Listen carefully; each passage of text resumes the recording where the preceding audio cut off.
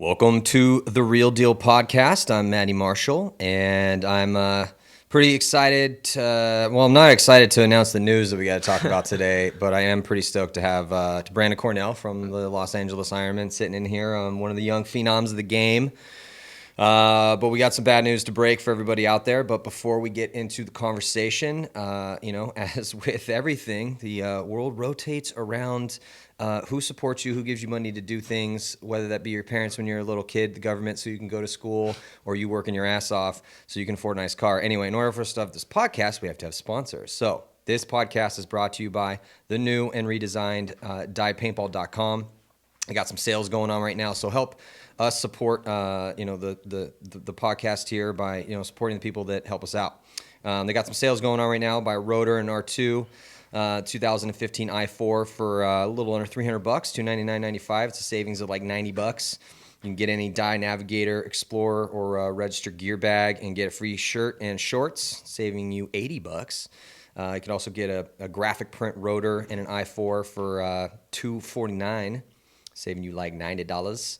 And you can also buy any Reflex paintball marker, get a free ultralight barrel, saving you about $100. And the Reflex prices start at about $449. So yeah, again, thanks to Dye Precision. Definitely help us out here by checking out their new website and buy some stuff. So Brandon Cornell, man, how you feeling, dude? I'm feeling all right. A little bit bummed about my shoulder, but so what happened, man? So the first time I heard it, obviously at the tournament in Dallas, or I heard it the week before, went to Dallas, heard it again, and I thought I took the time to rehab it, was working out, and I'd been working out for probably 4 or 5 months. You've been doing some shoulder shrugs? Looking like you're finally getting some traps on you. Yeah, I was starting to get bigger. I know, that's the problem. You're not like the little kid anymore, dude. I was trying to get away from that. I've been working hard, and I was benching the day before, and when I was doing it, I came home. Wait, the day before you originally popped it out? No. Most recent time. This is just like yesterday, right? Yeah, 2 days ago. Yeah. I was benching, and I started to go up in weight, and I was starting to, I got home, and I could feel pain in my shoulder, and the next day I just kind of forgot about it, just didn't really let it rest. Went to the beach, and I was so excited with my friends. I was like, oh, it's the first day I've been here in a week, It's a beautiful day out. Go in the water. It's like me and my friend and like 2 girls, and we're going out, catch a wave. And I was like, oh yeah, getting back in the summer groove. Trying to impress the ladies. Yeah, exactly. So Yeah, so we catch the next wave, and it was like, those double waves. There's one on top of the other. Mm-hmm. First wave hits me, and as soon as I go down, it was like slow motion almost. And then the next wave hit me, and my arms, I put them out, like a reflex. And as soon as my hand hit the ground, it just popped right out. Were you at like Marine Street doing like I was at body Moonlight womping? Beach. Moonlight Beach. Yeah, I was just, I don't know, just hanging out, just going. Brandon, I know, dude. And the thing is that I was just starting to get to the point where I was forgetting what shoulder I hurt. I was feeling really good. Yeah. And so it just sucks to do this, but I popped it out and didn't hurt as bad. Luckily, it was shallow, and that's why I got hurt. But luckily, I could walk back in. Did it pop back in this time, or? No, I tried to. I was getting close, and then once you wrap it up, then you're screwed. It's basically locked up. So I tried to do it for a few minutes, and then went to the hospital again. This time they didn't give me any pain meds though. The guy just gave me. So is this the third time it's popped out? Yeah. So he gave me like some muscle relaxers, and you just have to really calm down. Mm-hmm. And he basically bends your arm the opposite way away from your chest.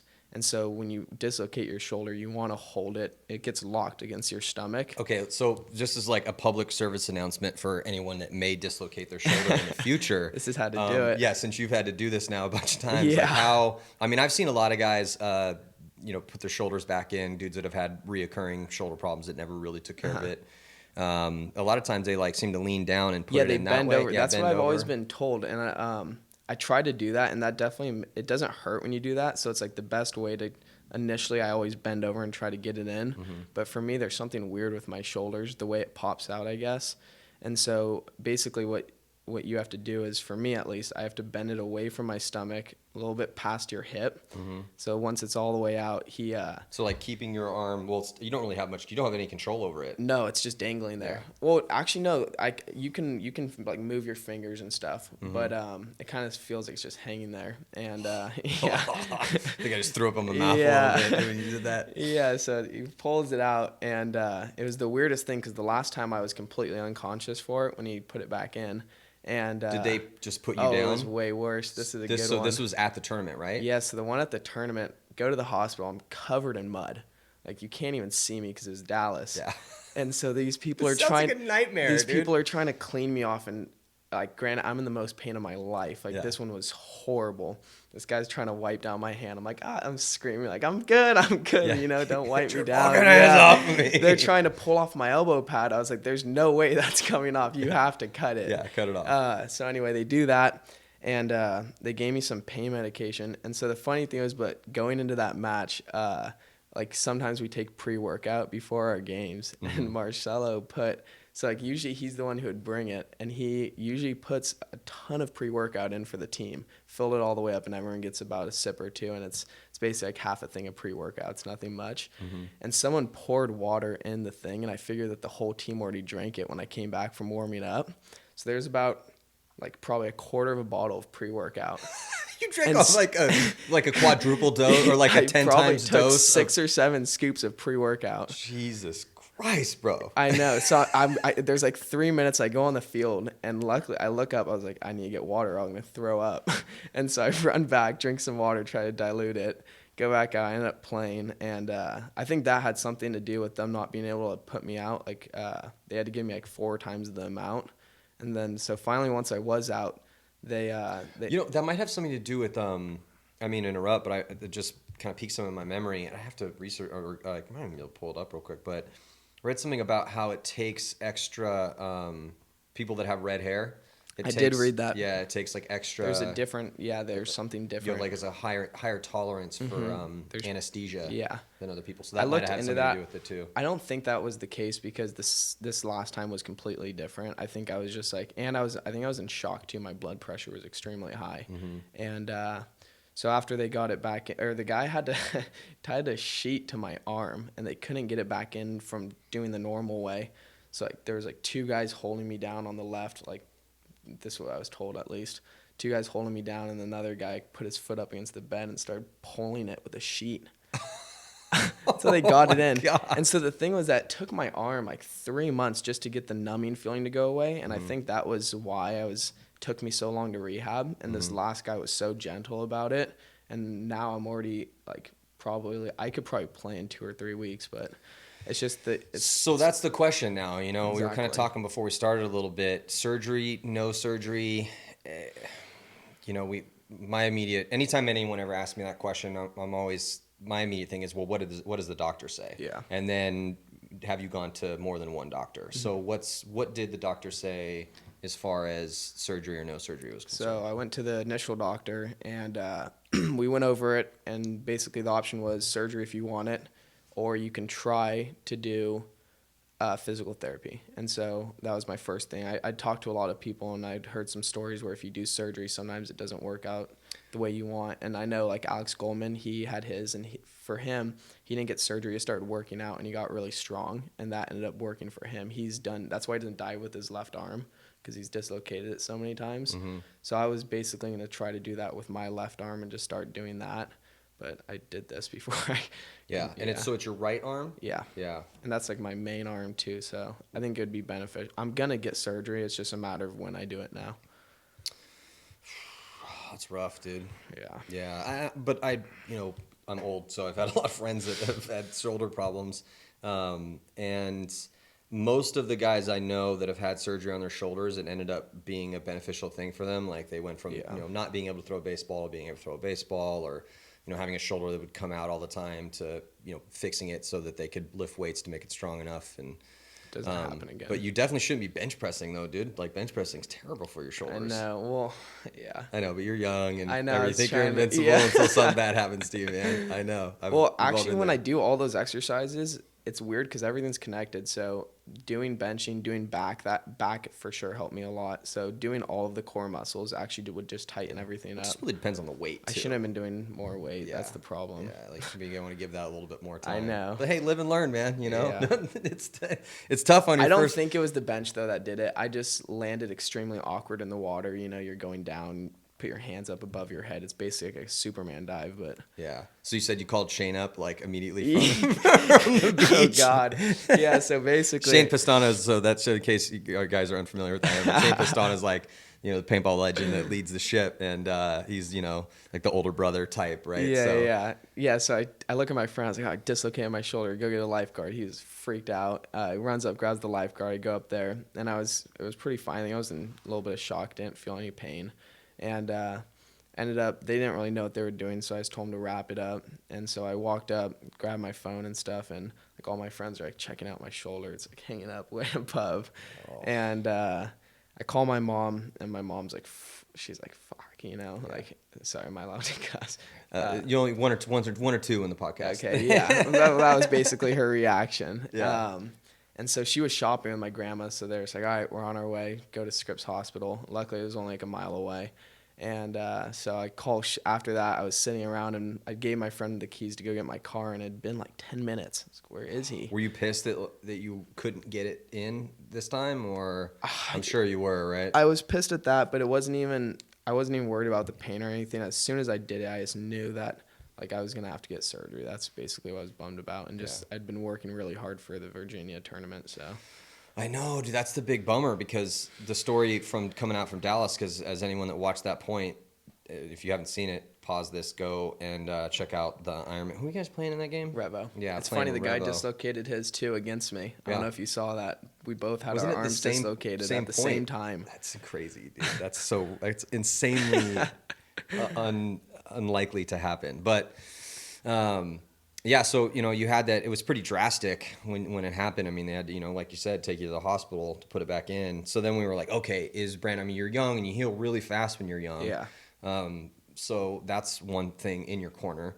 And then the question was, you know, could you get well enough to play at the last event? And you did, and you played great.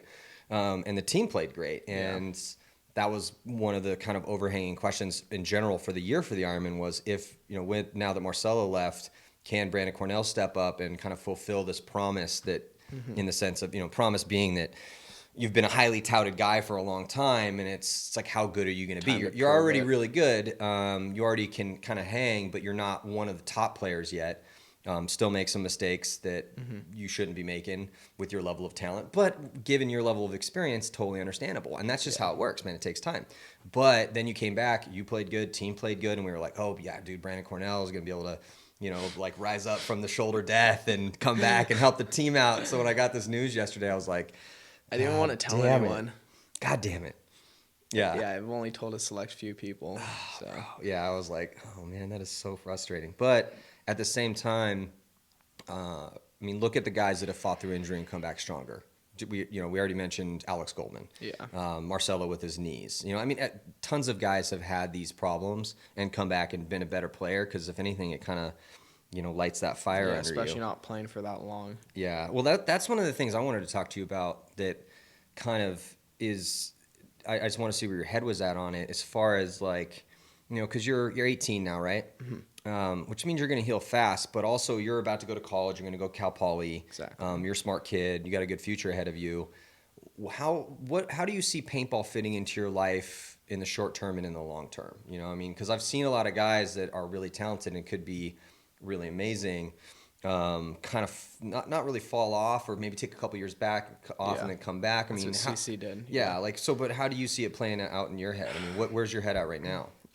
Well, I love paintball, and I've always like kind of put it off, like, oh, once I go to college, and now the time's here. So I definitely see myself playing short term and long term. I put in like all this work to get to where I'm at now. I don't see it just throwing it all away. Well, and you have natural ability too. I mean, you took what natural ability you had, but you're also another good story of a guy that, I mean, it's not like you were the 16-year-old, or no, you kind of were the 16. You've always been, people have always been like, oh, this Brandon Cornell kid's going to be really good. And you are 18, so that's pretty young to be kind of at the stage that you're at, but you did work to get here. I just hope, I mean, I love watching you play, so I'm just hoping that that you do want to fit it in to your life in some way, shape, or form. Yeah, I've definitely, I've had a lot of conversations with guys who are living the paintball dream right now, basically. And I definitely want to pursue it. I just need to figure out how it's going to work in with my school and what I need to do with that. I hope I don't have to miss any tournaments. I know, like, if a final works out with it, depends with the professor, what he says. Well, let me give you a couple lessons from when I was going to college and light up a storm about. I would always, because I was doing the same thing. It's,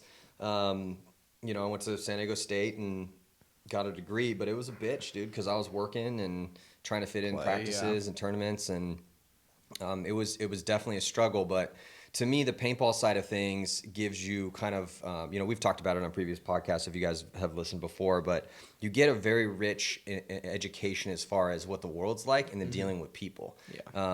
Because being in that team environment and having to accomplish goals, work together, communicate certain strategies, I mean, all of that mix is very, very similar to what's going to happen to you when you get into a business situation. You have to deal with other people. You have to deal with pressure situations. Be able to work together. You have to be able to work together towards a goal. You have to communicate what you want and deal with what other, you have to deal with criticism. You have to deal with all of the things, and which is why I'm always trying to tell parents, like, hey, get your kids involved in tournament paintball, because even if they're doing it at a really low level when they're in their teenage years, just the experience you've gotten already. If I was sitting, knowing what I know about the game, if you were sitting and you were kind of talking about that, I'd be like, okay, if this dude has been successful in that world, I'm at least willing to give him a shot if he's qualified to do this job and he's got a pretty decent resume in addition, because I know this guy's been put to the test before, so, so with the teachers, man, I remember a couple times, I'd be like, oh yeah, I have to go to this conference. It's like a convention for machinists. Like at the time I was working in the warehouse. Okay. And so I would just say, I'd be like, oh yeah, I have to go to this conference for the machinist thing, and Make like it just sound, whatever, dude, whatever at the time. And then if there'd be pushback, I would just start, like, sometimes I'd just yell at the professor, and I'd be like, I'd like put that like face on, I'd say like, look, 'cause, my parents helped me through college, but I'd say stuff like, look, man. So it was painful. Yeah, I'd be like, look, man, I got to work too. And at the same time, I was working jobs. At one point, I had 3 jobs and was playing tournament paintball. Yeah, I was like I would go and put signs up. It was all like, so a buddy that used to play on my old pro team back in the day, he owned like a company, a graphics printing company. So this was long ago. So there was a lot of growth in San Diego at the time. So these new housing complexes would go up. So I'd have to drive up on Friday night, put these signs up on the route, and then go back Sunday night and take them all down. So I'd be like, from midnight to 3 or 4 in the morning, I'd be driving this route, putting these signs up, and then go back, and then sometimes just drive right to practice, and then go to practice, and then go after practice on Sunday, take the signs down. And then I was also like managing a movie theater, and I was doing gun teching at a paintball store too. Wow. Well, you got to do what you got to do to live, right? and going to school. Yeah, and going to school, but it did take me 5.5 years to graduate. Okay. So that was kind of a something I had to sacrifice there as far as not being able to get it done in 4 years. But to me, the whole life of, living a full life, not just solely dedicating myself to like, oh, I only go to school, that's all I do. To me, it was, I wanted to get a lot more out of my late teens and early 20s than just doing that, But yeah, I'd just yell, I'd like be like, you got to work your way through school, man. You know what I'm saying? I don't have mommy and daddy helping me, when mommy and daddy were helping me, But at the same time, I mean, I wanted to go to those tournaments, so it didn't always work. I'll tell you that much. So, but it's tough. Out. It's definitely tough. Yeah. So I'm hoping it works out. It should work out. I'm going up there in the middle of September, so that's basically when I find out. I know I'm kind of bummed right now just because I'm lucky with Camp Pendleton being about 20-25 minutes away. A lot of times if I'm like kind of stressed out during the week or something happens, I can always just go out to Camp Pendleton, do drills, or because that's like kind of like, it's kind of like an escape almost, and go out there and play. So up there, there's a field kind of close, so hopefully I can work something out with them where I can at least go out there like maybe once a weekend or something. Are you trying to go to school for? My cousin went to Cal Poly. He's an engineer. I'm gonna do marketing. I think marketing. Yeah. Oh, cool. Yeah, it's a really good school. Yeah. Yeah, definitely not easy though. I mean, No. it's a pretty rigid. Especially your first year. So Yeah. from what my friends were telling me. Yeah, And but the thing is that I mean, there's only 5 tournaments essentially a year. 2 of them are during summer too. Yeah, so I mean, you have to play it by ear, man. And Exactly. another big thing too is that the other distractions. To me, it's not really the school because you should be able to find a way to manage Yeah, that. it's the social. Yeah. You have to find a balance with that because I do want to I want to have fun and Of course. meet people and have that. It's like kind of like 2 different lives almost. So I just need to Absolutely. find a balance in between the 2. Yeah, I think you'd be able to do it if you want to. Yeah, I no, mean, I definitely will. Yeah, that's the kind of, well, we'll keep checking in with you as time progresses.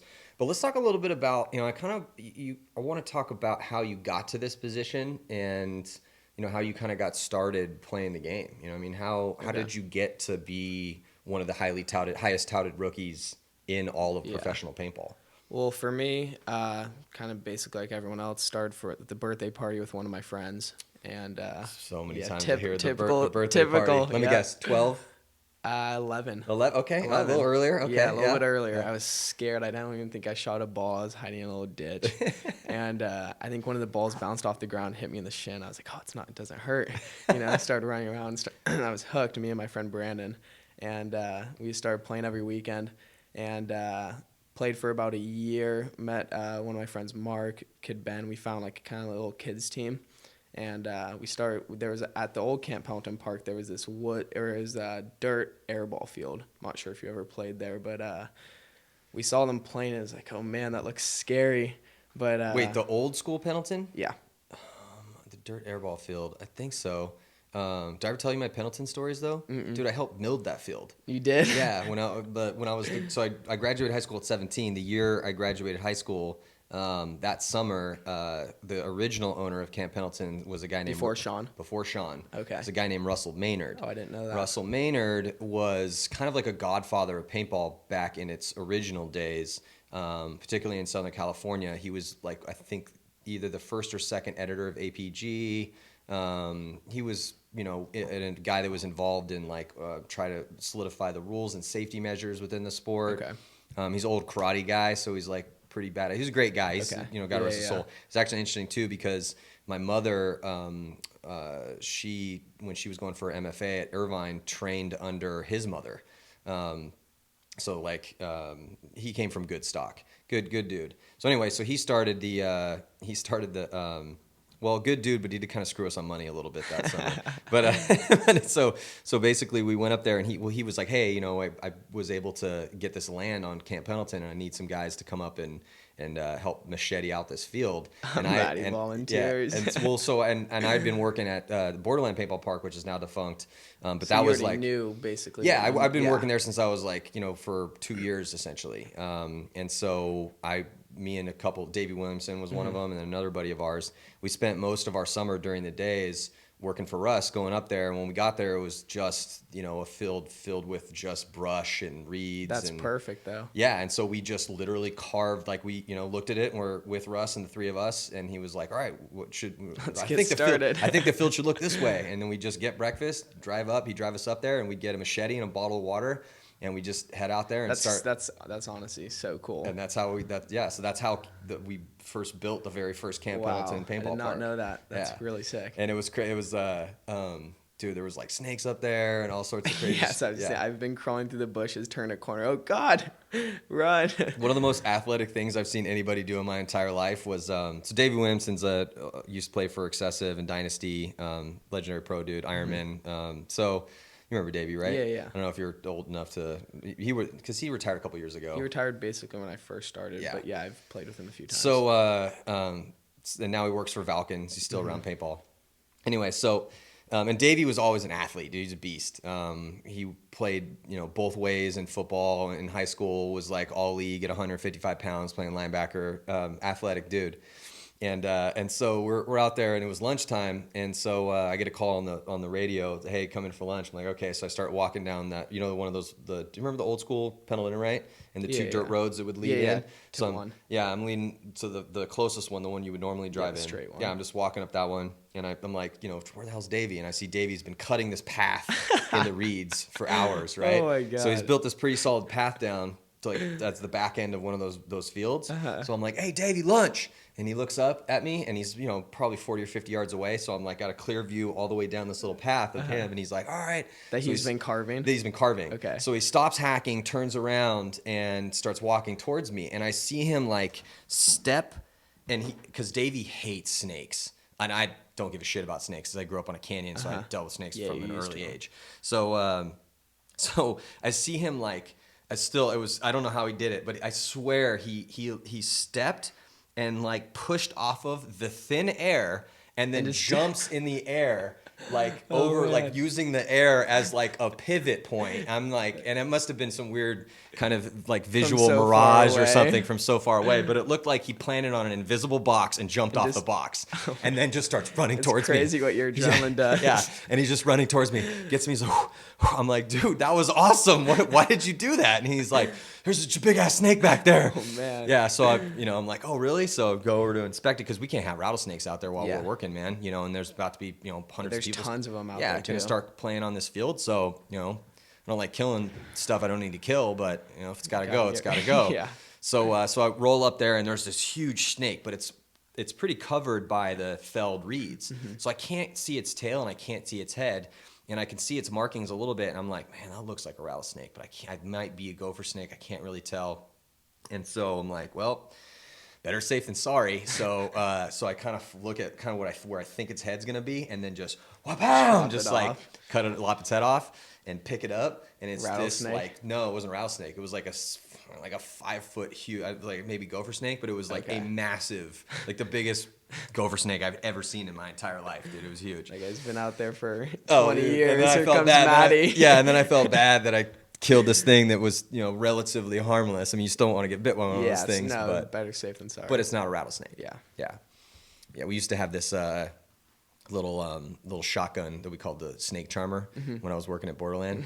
And we used to turn snakes' heads into like blood confetti when we'd find one of them. But yeah, Camp Pendleton, dude. That was so you grew up kind of playing around Camp Pendleton. So you started a birthday party. Yeah, so we started playing. Saw people playing for the first time on the airball, and we were kind of too scared to do it. Someone kind of invited us to play, but we were still really new in the game. Kept playing over there, and then that's when they made the new field over at where it is now. That was just speedball.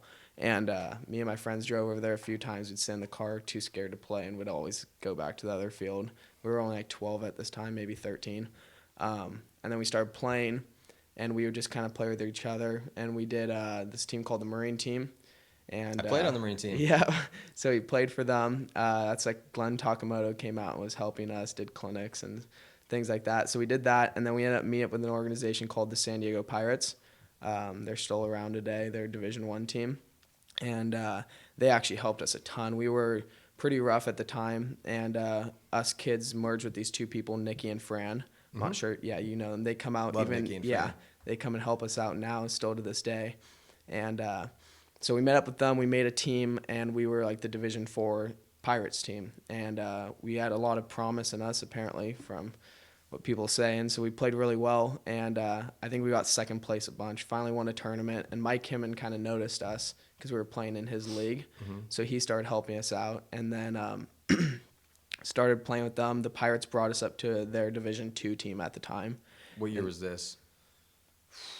2011? Okay. 2010. No, 2010. So I went from D4 to D2, and that was a big jump for us. And I think that's what helped us a lot, just playing against better people all the time. And at the time at Camp Pendleton, we were practicing Dynasty and Ironmen, just losing 20 points in a row, just getting the crap kicked out of you. Yeah, dude, getting whooped up by people that are really good at you is going to make you either quit or get better. Exactly, real fast. Yeah. And so we ended up playing, and Mike brought me out for a few Dynasty practices. And I think that was so huge for me. I still to this day thank him, because that was, by the time I went to trout for the Ironman down the road, I had already been out there and played with pros before, so I wasn't so intimidated. Exactly. Yeah. I wasn't so nervous. Do you remember when you lost that fear of playing people better than you, and when you started to kind of crave those experiences? Yeah, it was right when I quit the Pirates in 2013, and I started playing with this team called Collision for 2 events. And LA Collision? Yeah. I played with them back when it was a different team, kind of. There's still a few people around, but yeah, that team's good. Yeah, they are. Yeah. Yeah, they're gonna be good down the line. Started playing with them, and something just switched. I think I had been playing in the same system for so long, just getting that new, fresh feel of playing with different people, different experience, try to prove myself. I think that's what like kind of changed my mentality. So went from there, and then I tried out for the Ironman, ended up making it, and it's actually a funny story because I wasn't even supposed to try out for the Ironman. I'm not sure if you know. Really? Yeah. So No, do tell. yeah. Hold on a second. You need some coffee for Yeah. this story. Yeah. No. So this guy Mike Grills hits me up on Facebook, and I know Mike Grills used to work for Todd. yeah. So I went down to Golden State. Loud dude, funny. Yeah. Yeah. I went down to Golden State, and he was like, "Oh, would you be interested in playing for the Ironman?" And that's when Mike was coaching him. And Mike's, if anyone knows Mike, he's a really tough coach, but he'll bring out the best in you. Mm-hmm. And I was still pretty young at the time. And I was like, yeah, like I think I would like to play for the Ironman possibly if that's an opportunity. He's like, yeah, well, why don't you come up? Why don't you come out next weekend? Nate Mike Schroeder. Grills says this? Yeah, he said, because this is at the time when he was kind of like an assistant coach with them. Okay. And so I was like, all right, yeah, I'll come out. Talk to him on Facebook the night before. He's like, yeah, come out. We have practice. Show up the next day, like 8 o'clock. Mike came and walked through, like, oh, what are you doing out here, Brandon? I was like, oh, I'm trying out for the Ironman. He's like, oh, really? And I was just like, and luckily I was friends with him, so he let me try out. And he's just like, this kid doesn't have a chance in hell at making our team, you know? Yeah. And like, oh, yeah, you're going to try for the team. Huh? Yeah, all right. exactly. That's, good luck, bro. You know, good luck. The eyes he'll yeah. give you. yeah. Oh, yeah. Okay, yeah. And so I ended up playing really well. Just I guess it was like nothing to lose really, and I was just attacking, and ended up. So that's what you went into that. What, like, take me back into that moment when you were there. It's the morning. You know your future's about to change. You don't even really know it. Yeah. But what mentality did you bring to that practice? Because a lot of guys out there may find themselves in that situation. Yeah, definitely. Like, okay, I'm going to try out for this new team. It's a step up in competition, regardless of what your step up is. Yeah. Whether you're going from first trying to get on a tournament team to, you know, you've already been playing a couple years and now you're at like maybe trying to get on semi-pro team. Yeah. Or, Well, you know, yeah, and any experience, it's to get the on same, better team. but you have to bring that same mindset. Yeah. So kind of I think for me, it was just, I felt like I was ready. I felt like I was prepared. I did the work in the off time. I just knew if I played my game and I just didn't hold anything back. If I was just aggressive and I communicated, I knew that I figured I would make the team. That's just how I felt. And I was just confident in how I was playing. I think that's the most important thing is just being confident. Self-confidence. And it's really tough to be confident when you're playing against people like Marcelo and Mouse, those guys. And so we ended up trying out. Played pretty well Saturday, played really good Sunday. It was funny, we actually did a tryouts versus the pros, or versus the Ironmen, and this game called Red Zone. It was like one-on-ones. I'm not sure if you've ever done it, but basically you get like 5 on whatever. I think we had like 6 guys. They had their team. Marcel wasn't playing. There was like Mouse, Steven, all those guys. And so it's a one-on-one down the side, and we ended up, me and Nate, I think we each scored like 3 points. We ended up beating them. Really? Yeah, the tryout. And this first tryout? And they were furious. They was like, let's play again. And Himmon's like, nope, like you guys lost. Sucks for you guys. So Hell yeah. After that, that kind of got us noticed. And then they picked up me and Nate. So Nate Schrader? Yeah. Yeah. Who's now playing with Uprising, I think, right? Yeah, he is. Yeah. Well, that's kind of cool. I mean, so you made it on that tryout. You didn't have to come back and try out again. They were like, you're on the team? Yeah. Well, so basically what they told me, because I was playing with Collision at the time, there's like, if you want to play, it's going to be rough. Like, you probably won't play at all your first tournament. And I was just like, all right, like, it's okay. I want to be pro. I'll do whatever it takes. And so there's like, all right. Like, when did you go from like coveted rookie, or I'm sorry, from just guy that made the team and you're going to ride the bench to somebody that they were actively trying to cultivate? Because I'm trying to remember when I first started hearing your name. Last year was your first full year in the league. The year before, I think you were around for like two events. Yeah, I got on at Riverside. Yeah, so you were around for 2 events. So you really only have what, 7 pro tour? 8 no now. I've played 9? 2 years now. Okay, two full years. 2 full seasons. Yeah, 2 full seasons. So you've had 9 events because we missed one this year with the transition from the PSP to NXL. So during that time, when did you go from the guy that like just got on the team to like the rookie that they're like, oh shit, this dude's gonna be legit? I think they were always kind of pushing towards that, just like we're just gonna keep working with Brandon until he gets to that point. I actually played quite a bit at Riverside for my first tournament because they didn't tell me I was going to play a point, and then I ended up playing like 20 points, I think. I remember that, yeah. And you did pretty good. Yeah, that was really cool. Yeah. I think, well, for me, I felt like I was going to start being like a starting player around Chicago the next year. It took a while. Well, didn't you, let's go back to Riverside. Didn't you have like a ridiculous, didn't you pull off like a 2-on-1 or something like that? Oh, it was against Dynasty at World Cup. Was it Dynasty? Really long 2-on-2. Me and A-Rod, I shot Dalton across the field and then traded out with Alex. That was a big point. Yeah, that was a big point. They hadn't beat Dynasty all year. Yeah, that was World Cup. I feel like you had a good point or two in Riverside, though. I lost a 1-on-1. Maybe that's what it was. Because I'm like going back. I mean, there's so many games, dude. Like it's like literally because the guy's like, you remember that one point and this and that, and I'm like, bro, I called 36 games in 3 days. Like, you know how many points that is? No, I don't remember that. Unless you shot 3 or 4 dudes. Like, no, I don't remember that point where you were in the back corner and shot that one dude down the line. You know.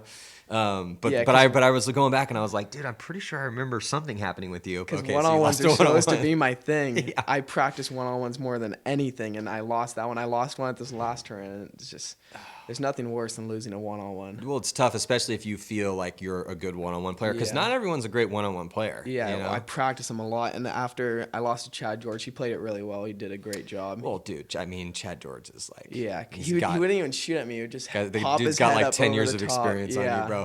Sometimes that's the thing, those crafty veterans, because that's the crazy thing about a one-on-one. A one-on-one is not just a snap shooting battle. You can do whatever you want. You can, it's almost like the style and the mind games come into play a lot. You know, you can give hand checks. Yeah. Like I would always do that. Like I'd push your bunker, shoot the other side. Well, and yeah, come one of the the things left. is I had some good one-on-ones back in the day too. But one of my favorite tricks was depending on what bunker, because a lot of times we were playing and it wasn't even necessarily on airball. You know, it'd be on hyperball or be in the woods or something. But there was just like, you know, like I'd come out one side and then if I knew it was, you know, coming out predominantly on one side and obviously favoring one side, I'd get him set up on that side, make him feel like he had established on me, but get him so that he, you know, where that guy wants to move, you know, and you can sense that. You can sense it. Let off of it. Yeah, so I'd like come out and like throw my hand out, just flash it one way, so which would cause him to switch his barrel that way naturally, and I'd just go like this and come right out and get that snapshot on him, you know, and hopefully he'd be out a little bit more too to shoot the other side. Well, not only that, and he's gonna come out to shoot the other side naturally.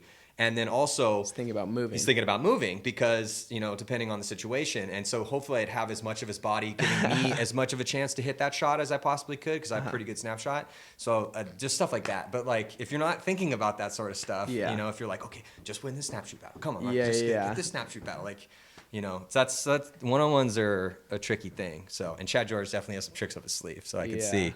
But yeah, one-on-ones are cool. I know. It's funny, actually, after I lost that one-on-one, I was so mad at myself. I went back. I was like, all right, I'm not, before this next tournament, I'm winning 100 one-on-ones. That was the goal. Really? I won 100 one-on-ones, but I don't know if I'm playing the next event now. Oh, man.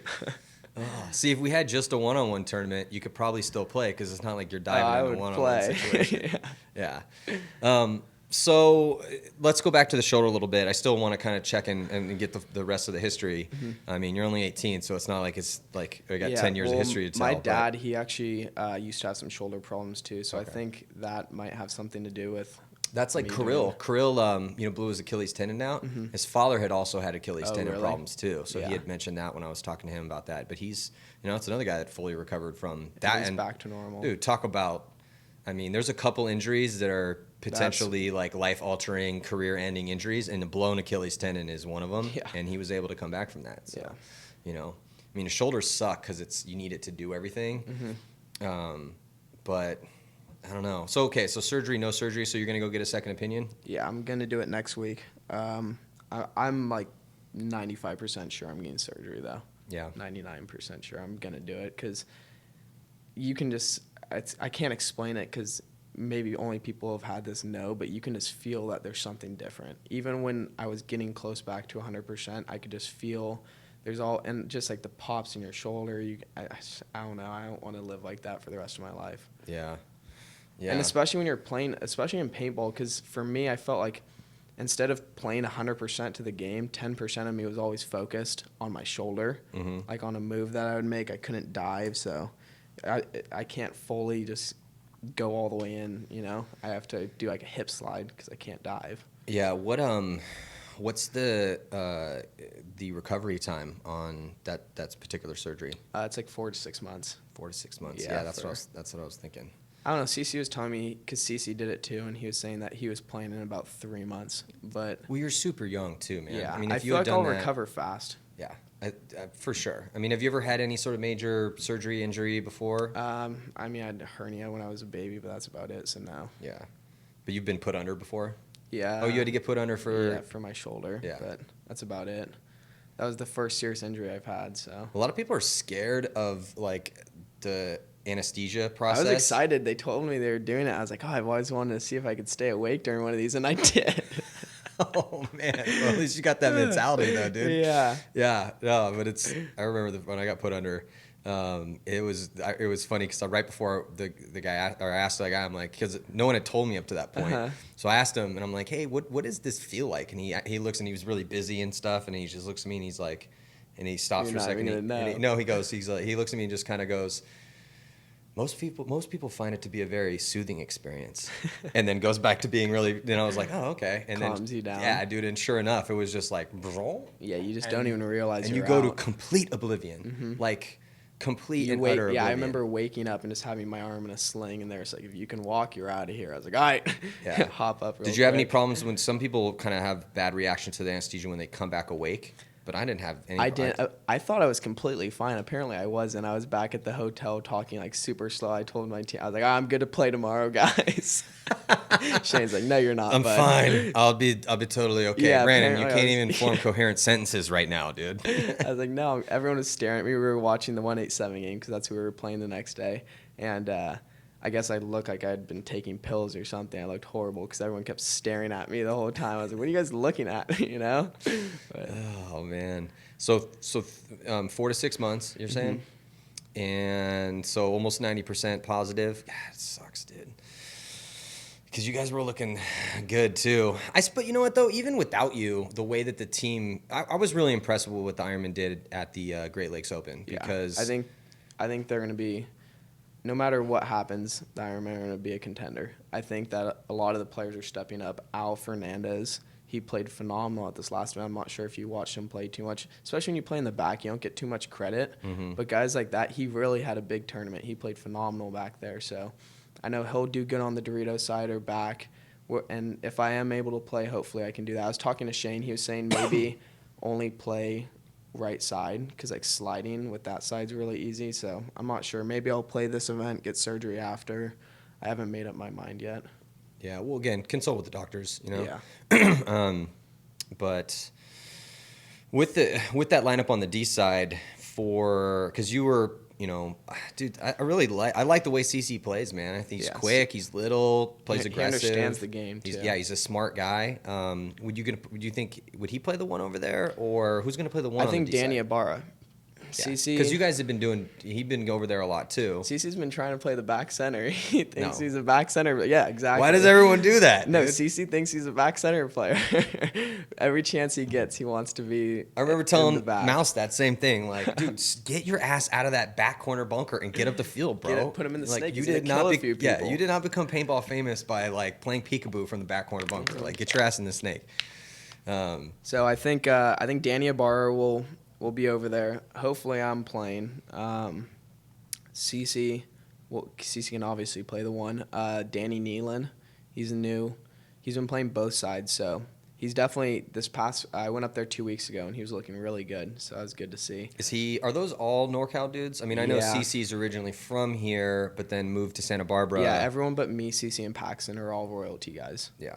So, dude, Shane just building badass paintball players. Dude, he's got a camp decade up there. after decade after decade, dude. He's got a camp. Yeah, there's a bunch of really good up and comers. This kid Johnny is up there. He's a D2 player. He's looking really good. Johnny Wan. Johnny Wan. I don't know. Shane was. I think it might have been Nealon or Caro, because Shane was telling me a while ago about some kid up there that was just going to be a beast. And I'm just at Maybe this point Jerry. I'm like, dude, which one? Because you got a bunch of those young They're dudes all up really there. aggressive too. I think they just need a little bit of time to get the experience, the mental, and then. Well, mistakes in pressure situations is definitely something that happens a lot when you have younger players. But and those were still there. But dude, it's paintball, man. You're never going to play a fumble-free 100% event game. ever. It's never going to happen. Yeah. Travis Zemansky right now would probably be is if he's listening to this is shaking his head. He's like, that one time in Europe, man, I didn't get shot. We won every game. I didn't get shot once. It We was won the flawless tournament. He did. He had a flawless tournament. They won like 12 games and he didn't get shot That's actually funny once. you say that, because right when I got on the Ironman, after one of the practices, because I always looked up to Mouse. He was one of my favorite players, just the way he plays, and he played the same position as me at the time. And right after the practice, he's sitting there, he's just like, all right, didn't make any mistakes today. And I was just like, what? Like, are you kidding me? You didn't make any mistakes all day? And that was just something completely new to me. Like, I would make tons of mistakes in a day. And for someone to say that they had a flawless day. Yeah, but at that point, he probably had to play 10 years Yeah. to get to that point where he could go out to a day of practice But that was and my have goal a day from like then that. on, was to have a day like that. And so. Well, that was what I thought was cool about your play to get to where you are now. You know, we'll see how you come back off this injury. But you did great the last event, even with the injury. But you keep cutting down on those mistakes. Mm-hmm. You know, you lose a one-on-one, dude. That's a little different. I mean, you're playing a guy like Chad George. You're playing any of the top players out there. Almost anybody in the pro ranks. It's a flip of a coin. It's a little bit of a flip of a coin. Sometimes you're going to win a little bit more. It depends on who it is too. Mm-hmm. You know, obviously you got one guy that should be favored in a one-on-one situation, but still, it's tough. But in the context of the 5-man game, limiting those mistakes. limiting the mistakes is really, and then again across the board, and that's what I kind of saw out of the younger guys on the Ironman was that Mike Paxton had a great tournament. Yeah, he played great. Toke has been playing great this year, but Toke's also been around for a little bit now. Yeah. So I'm expecting him to have these performances because He should be. He should be. I told him that too. I was just like, look, dude, you guys have a big legacy with the Ironman that you're carrying because what was it? I think the first day or something, and he was like all smiles, and I was In Dallas or at I Cleveland? think it was in Cleveland, and I think it was after the first day in Cleveland, and he was like, He was like, you need to be serious. well, Come on, no, Toke. I was kind of messing with him a little bit because Toke's so happy-go-lucky. Yeah. I was like, look, cut the shit, man. You guys have a lot of stuff you need to fix still, and I mean, it's definitely still true. Yeah. But still, but I was like, no, but you guys are doing good. And he's like, oh, okay, but Toke's been around for a bit now. Yeah, Toke's a great player. Yeah, and he's starting to step up. Yeah, even in practice, you can just tell. Yeah, he gets it. He's one of those players too. So if you can get like Caro, Nealon, Ibarra, Toke, and obviously Mike, and this is going to depend on the layout too. Mm-hmm. But you guys I think have enough weapons to contend. It's just going to be, again, as always, what sort of performance is brought out at the event depending on the teams that you play. Yeah, exactly. So heading to the next event, which is coming up pretty soon, man. I mean, 3 weeks away. Yeah, August 7th through the 9th, Virginia Beach.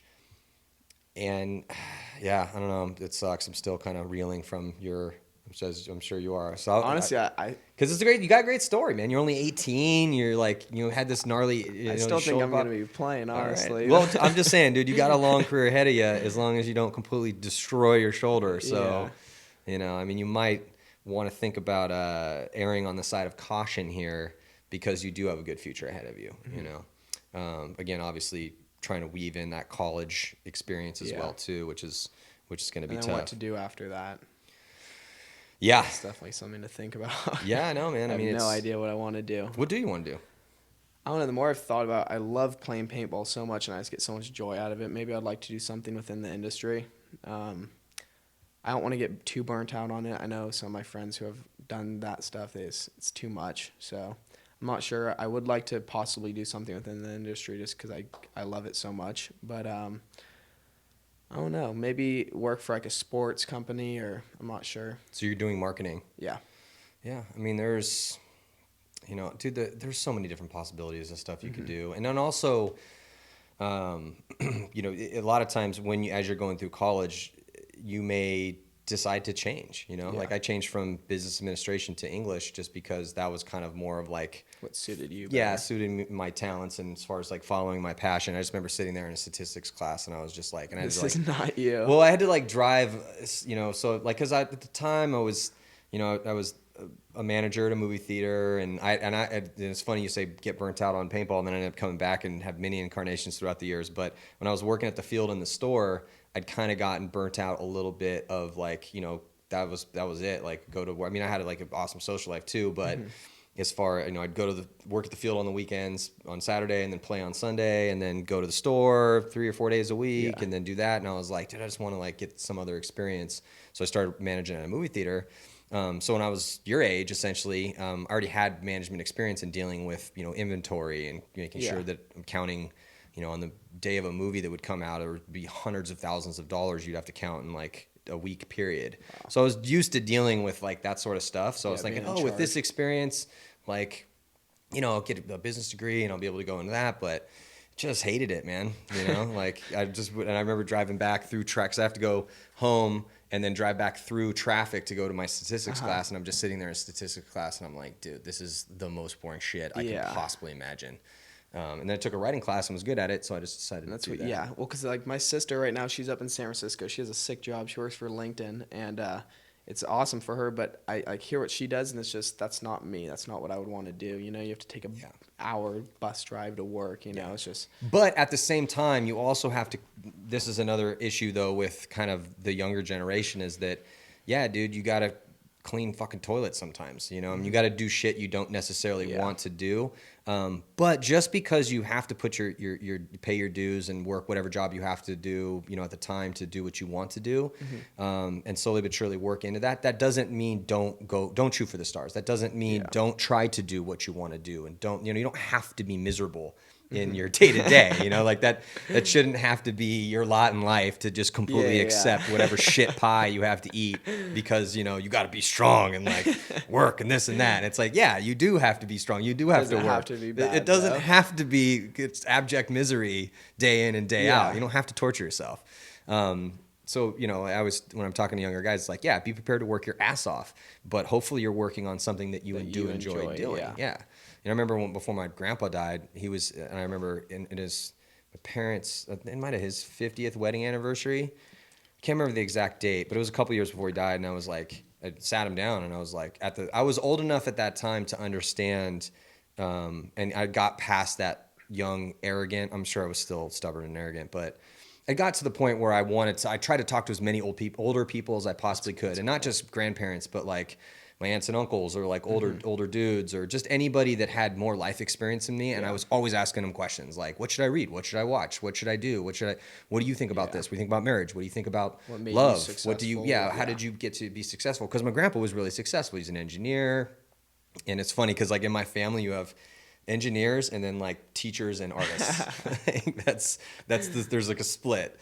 What are you down the middle? Yeah. And definitely more. I'm not an artist. I can barely draw stick figures, but I feel like I could write pretty well. Yeah. But yeah. So it's so that's a split. But so my grandfather was successful, had 5 kids. He had a great life. And so when he was a couple years from death, I asked him, I was like, what's the secret to life, man? Like, please impart your wisdom upon me. What are you saying? And he wasn't a man of many words. He wasn't a very eloquent dude that would sit there and like bend your ear for an hour and tell you, like, walk you through all the crazy shit that happened to him or all this sort of stuff. But he grew up on a farm in Northern California. And so anyway, and he just, he kind of thought for a second. He's like, 2 things. 1, marry your best friend. If you don't do that, you're going to be miserable. And in addition to that, get used to saying yes, dear, a lot, and pick and choose your battles. And I was like, okay. And I was like, okay, and then the next thing he said, he's like, and I don't care whether you're a garbage man, but pick something that you love to do, do it very well, and work hard, and you'll have a happy life. Yeah, that was it. That's all he said.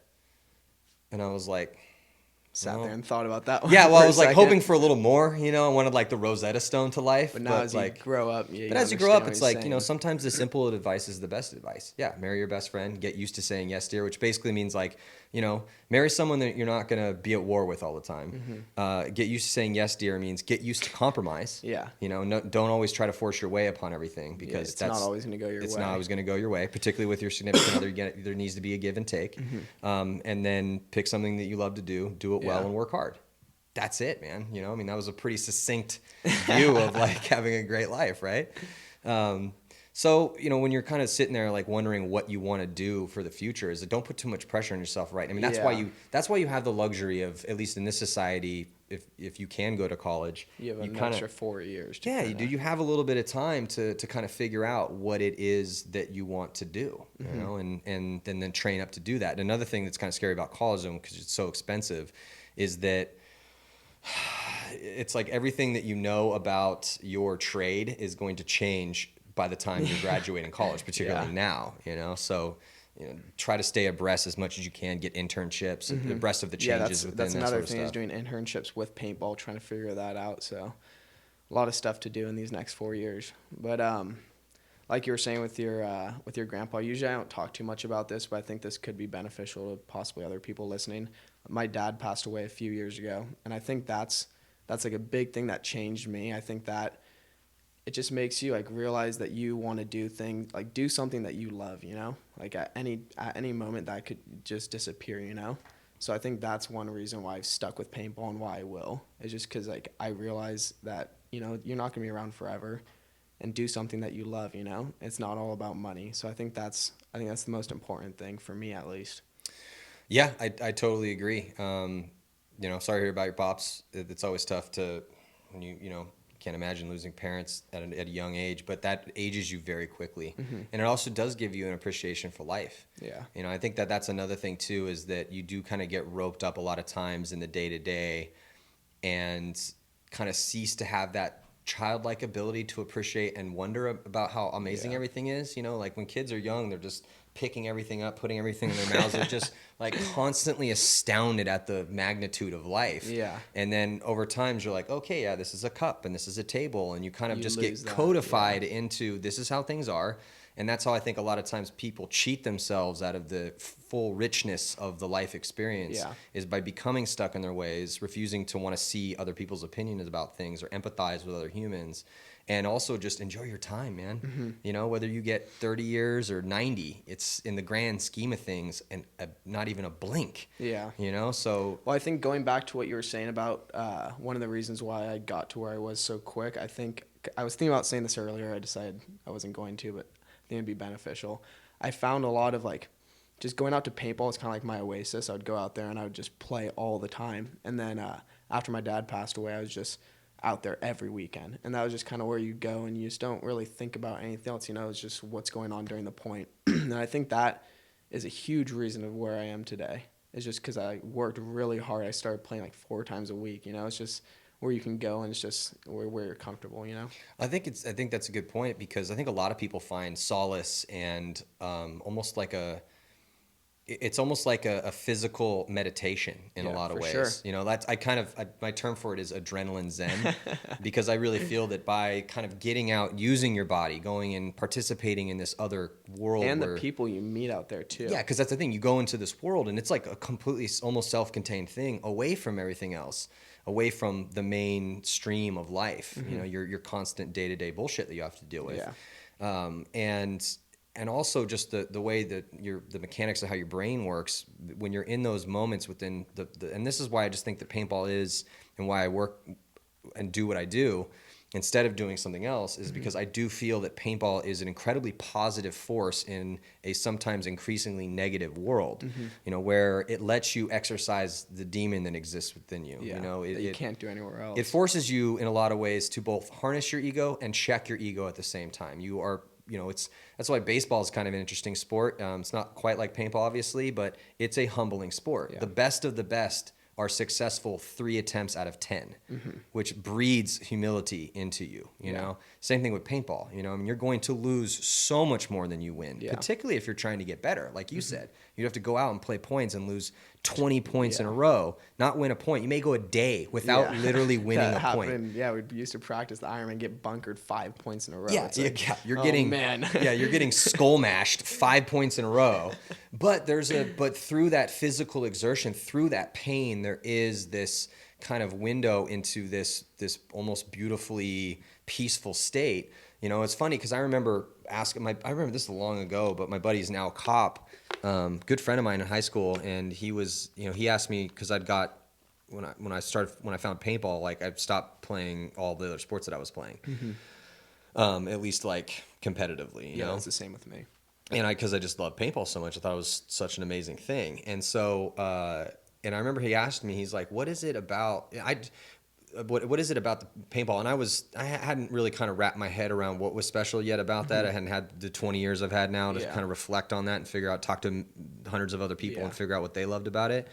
But, and I said to him, I was like, man, when you're playing the game, it's so intense and so immediate that moment is the only moment. And then when you're driving, I always remembered the first year that I was playing paintball, the drive home was always so peaceful. Just thinking of all those. It was just so, but it was well, yeah, I'd be thinking about what I was doing, but I don't know what it was, but it was like this state of bliss would descend upon me, and I would still get that to this day. Yeah. Where it's like you feel some sort of, and yeah, what are we really doing? We're just running around playing war, shooting gelatin capsules at each other and yelling and shit. And I mean, you're not really truly we're not curing cancer, we're not like putting a man on Mars. Yeah.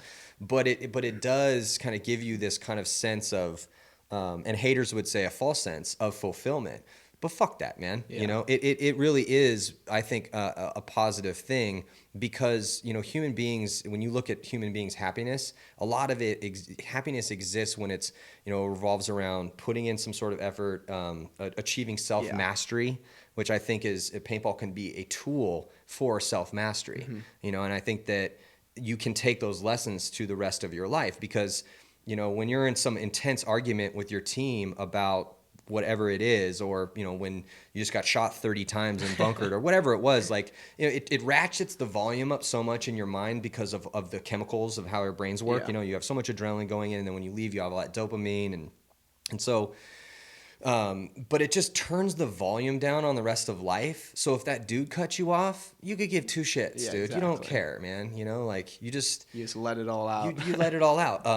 It's kind of a, because and a lot of people use meditation for that, or use yoga for that, or use working out or running for that. There's paintball is just one other physical manifestation of some sort of you exerting effort, physical effort in order to, because dude, we didn't grow up, or we did not evolve to just sit at these desks, all day long and type on these, these computers and correspond with each other through emojis. That's not how we evolved, man. We evolved as a communicative species that was able to build things and work with each other. I mean, none of this civilization would have been built if we couldn't cooperate and communicate. And so the fact that you have to do that within the context of a paintball team, and that you're physically exerting yourself, and it's like when you play paintball, it's like playing yoga all day long. You're just constantly in all these weird positions. I was cramping up last weekend. Yeah, and so I just think that finding those moments of those moments of clarity is just something that should be applauded, and I think that that's one of the reasons it's so addictive as well too. Yeah, for sure. What you get out of it, how you feel. Yeah, totally. Because it turns that volume down. You don't really care if you get a part. I mean, yeah, sure you're gonna care, but it's not that big of a deal if who gives a shit if somebody cuts you off, man. Yeah. I'm not gonna want to go punch that dude. I just shot 50 people this day. I exercised. Yeah, my demon's out, dude. All out. You're obviously in a hurry, bro. I'm gonna slow down a little bit. You can go. You go it. first, man. You go first, bro. No big deal. So, but yeah, I'm glad you shared that. I appreciate you being emotionally honest with that. That's always obviously the toughest thing to deal with. But that's one of the reasons that I think that paintball has become what it is it does, once you put that mask on, you walk between the nets, it's a self-contained world, and you can forget about the girlfriend that left you, or the job you just lost, or the partner, or whatever. All that shit just goes away for a little bit, man, and gives you some time to space. Gives you a little bit of space. Exactly. You're not always thinking about it. Yeah, because people are like, oh, you don't want to run away from your problems. It's not running away from your problems, dude. Just getting a break. Yeah, you need to hit the pause button on your problems. Think of something else. Yeah, and obviously, physical exertion is shown to help decrease levels of depression and increase the the good feel good chemicals that exist in your brain, and so yeah, and that's very important to me, absolutely. I've, been in situations not as bad as that, but I've lost people that died young, and definitely found paintball to be a great help in dealing with those things. Yeah, well, dude, I wish you the best, man. I hope I hope the shoulder heals quick. I know it's gonna heal quick, dude. You're 18 years old, bro. Yeah, you're gonna be fine. You're gonna be totally fine. You're gonna come back stronger than ever. And wish you the best on. So it's your summer right now, and then when are you moving up to Cal Poly? September 11th. and 12th. Go up there. I'm going up there next week for my orientation, and then move up there the 11th, and got to figure it all out. Yeah. At least I'll be closer to the San Jose guys, because now, like, when we go up to practice up there, it's like 8-9 hours to get up there. That's true. That could be a blessing in disguise almost. 2.5 hours now. I mean, you don't have Pendleton right here, but you're going to be pretty close to the NorCal guys. 2.5 hours, yeah, and it's a really easy drive. Just hop on the one. Super nice out there too. So yeah, really excited. Yeah, until an earthquake destroys Northern California at least. Dude, did you? I don't know if you saw this recently, but I was reading this article about there's I think it's called the Cascadia fault line up in Seattle. It was probably one of the, because when people move to California, they're like, oh, dude, earthquakes and there's sharks in the water and all this stuff that like the Mexican cartels are cutting people's heads off. And I'm like, yeah, it's so crazy here. Please don't come because there's so many people moving. We don't need any more. Yeah, I don't need any more people. I'm like, yeah, dude, sharks kill somebody every day. It's crazy. I mean, I found a headless body down the street from my house. It must have been the Mexican cartels, and with the earthquakes, I'm like, dude, particularly in Southern California, even Northern California, like Northern California is going to get rocked by a very large earthquake at some point in the future. But as far as like, hopefully not soon. No, yeah. But as far as those, but dude, I mean, not like the ones up. So, dude, if you're listening to this, Google Seattle being destroyed by an earthquake. Just Google that. Look into this. Oh my God, dude! It was like this article. I think it just came out not too long ago. It was in like the Atlantic or the New Yorker or some prestigious magazine, very well researched. But holy shit! What, is a big one coming? Yeah. Dude, essentially That's it's where like Nate is. Yeah, I know. Nate, look this up. Yeah, Nate, seriously, bro, like get out of there, come back to California. No, move out of the tsunami zone, bro. Like it basically, dude, it was probably one of the most frightening things. And so not only that, but if you're from the Pacific Northwest, you need to this is no bullshit, dude. Email your congressman and tell them that you guys need to work on earthquake preparedness more because you can read this article because I'm just trying to spread the word, dude. It was super heavy. It's basically saying like, the earthquake that just hit Japan. Mm-hmm. So as the Pacific Northwest was settled, there wasn't a history of, they didn't know that, obviously, when you're in California, like, dude, I'm old enough to have lived through a bunch of earthquakes. Yeah. That's just kind of like par for the course down here. You know, we're going to have like little mini earthquakes all the time and some bigger ones on a semi-regular basis. And then a really big one every couple hundred years. Yeah. Well, up there, they don't have any earthquakes. Like there's very rarely any earthquakes. And so, but the way that the tectonic plates are moving in that particular area, they're stuck. And they've had so it's creating a big one. Yeah, and so that particular fault line can produce an earthquake potentially up to like 9.0. And the Richter scale is, goes up exponentially. Mm-hmm. And so and there's very, very little level of preparedness from a construction, like how they build their buildings. Oh, because they weren't even prepared for this. Exactly, and they just didn't know any better. And then also from an emergency preparedness standpoint as well, too. You go to Japan and there's like tsunami evacuation routes posted, and they have warning bells and like systems. So what would they even do to prepare for this? They can't take down their buildings, right? Well, what they need to do, but they can definitely retrofit and support like even like your house. Like if you live in the construction codes in California are very strict when it comes to seismic activity. So, for instance, you go in and look at your water heater. Your water heater is bolted to the wall. Because if your water heater isn't bolted to the wall and an earthquake that's bigger than, say, 5.0 comes through that area, then your water heater is going to fall over and sever the gas line in your house that runs, if you have a gas water heater, which most people do. So, and then just magnify that times 1,000 over all this different stuff, all these different things you can do. And because also what happens is that when an earthquake goes off, the first set of waves that come through are they hit about, I think it's 60 to 90 seconds ahead of the actual start of a big earthquake. You should definitely read this article, dude. Okay, yeah. Send it to me after this. It breaks all this stuff down. But what that can use is you can put sensors within certain facilities like gas plants and hospitals, and so that it can alert doctors to stop that before he cuts into your heart. Oh, the earthquake thing just went off. There's a huge earthquake coming. We need to stop this because if that earthquake hits, they don't know. Or even just give you a head start, because what happens is the earthquake goes and then the tsunami comes. So, and I don't mean to scare the shit out of people, but Could like, you imagine that? but dude, but seriously, like they went and did geological studies of that particular area of that whole northwest, that from Canada basically down to north, All the way down, like yeah. all the tip, like big part of North, California's huge. So you're not really even moving to Northern California. You're moving to like a Central little bit up, California. Yeah. So, but what happens is, the big earthquake goes off, and then depending on where you're at. So if you're in like, it's like 15. It just depends on where you're at. For all the way over to. And it was pretty crazy how they did this kind of scientific sleuthing, and they did this like Sherlock Holmes type shit to figure out how exactly. And the timeline of when these earthquakes occur in the Pacific Northwest. And so are they trying to gauge when it's going to happen? Yeah, and so they gave it like essentially the chances of there being a significantly major earthquake enough to do millions of dollars of damage within the next 30 years is like 1 in 5, and the chances of there being like the big one, like the quote unquote big one that comes and just destroys tons and kills like lots and lots of people is 1 in 10. In the next like 30 to 40 years. Oh my God! So it's gonna happen in like 100 years. Within 100 years for sure, for certain. This is like when the experts are literally saying things like, I mean, it was so dire, bro. Like I was reading this and I was like, oh my God, this is probably the scariest thing I've read that's real. Where did you see this? It's like past 2 days.